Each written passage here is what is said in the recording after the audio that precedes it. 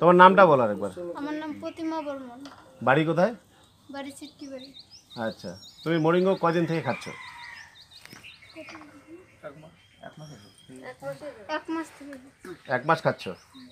তো তোমার 4 দিনে একটা ভিডিও করা হয়েছিল, হ্যাঁ 14 দিনে একটা ভিডিও করা হচ্ছে, আজকে 1 মাসের মাথায় আর একটা ভিডিও করা হচ্ছে।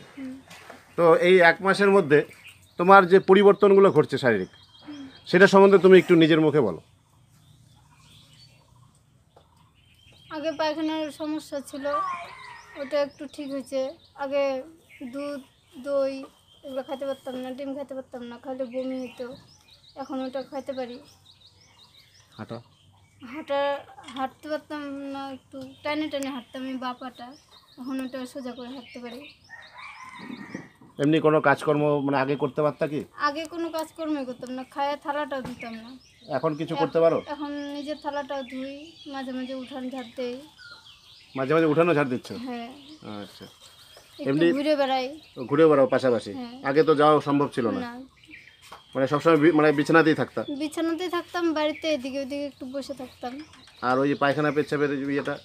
ওটা একটু কমছে পায়খানাটা।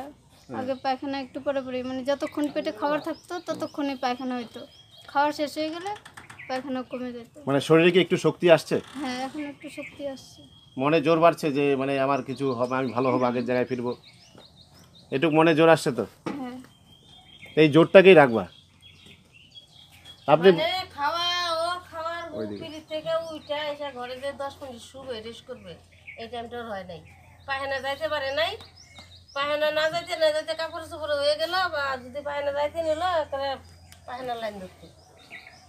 আর এখন এখন খাওয়া দাওয়ার 1 ঘন্টা আধা ঘন্টা বা 2 ঘন্টা পরেও হয়, কোনোদিন আবার দুপুরে খাওয়ার পরে মানে হইলেও এখন না। বুঝতে পারে যে আমাদের যখন পায়খানা চাপ দিলে আমরা বুঝতে পারি, হ্যাঁ। ও এখন বুঝতে পারে। হ্যাঁ ওইটা বুঝতে মানে আগে বুঝতো না। না, ওকে পায়খানা গেলি না কয় আমি টেরই হইনি কোন দিকে হয়ে গেল। বলতে নিচ্ছিলেন যে ভাইয়া এই যে সুগার কত ছিল? সুগার তো 1 বছর আগে ছিল 610। 610। তা এর মধ্যে এখন কয়েকদিন পরে সুগারটা টেস্ট করবেন, 610-এর থেকে এখন কততে আসছে? না মাঝখানে আবার কম ছিল, মাঝখানে কইলাম না যে একটা পাতা আছে, ওই পাতাটার রস খাওয়াতে কিন্তু সুগারটা অনেক কমে 200 কত 10-20 এসে গেছিল। পাতাটা কিন্তু সুগারে খুবই কাজ করে। থানকুনি পাতা না, এরকম গোল গোল হয়, এরকম পটলের মতন ফল হয়। বুঝছি, হ্যাঁ তেলাকুচা ওইটা। তারপর কুচবিহারের ওষুধ খাওয়াইলাম কিছুদিন, 2 মাসের মতন। ওই ওষুধ এখনো ঘরে রয়েছে। তাহলে এখন খাওয়া দাওয়াটা মোটামুটি আগের তুলনায় অনেকটা স্বাভাবিক। হ্যাঁ, আর ভাত খাইতে চলাফেরাটা করছে। ভাত ও এতগুলো করে ভাত খাইতে, খাওয়ার আধা ঘন্টা পরে তুমি একটু মানে হাঁটবা,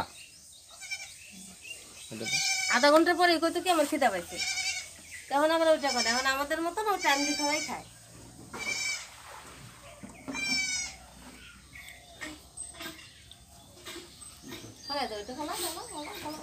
এখন কি তুমি মানে আগে তো বাড়ির বাইরে বেরোতে পারতা না, এখন মোটামুটি কি পাড়া প্রতিবেশী পাশাপাশি বাড়ি মানে একটু এখন যেতে পারো? একা একা না কারোর সহযোগিতা লাগে? একা একা যেতে পারো। তাহলে যে ওষুধটা তুমি খাচ্ছ, এই ওষুধটার তোমার মনোবলটাকে বাড়াইছে একটু হলো? হ্যাঁ। তাহলে ওষুধটা নাম জানো তুই? কি নাম? মোরিঙ্গো।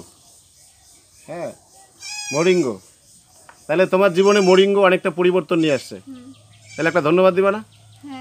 তো বলো থ্যাংক ইউ মোরিঙ্গো, নাকি?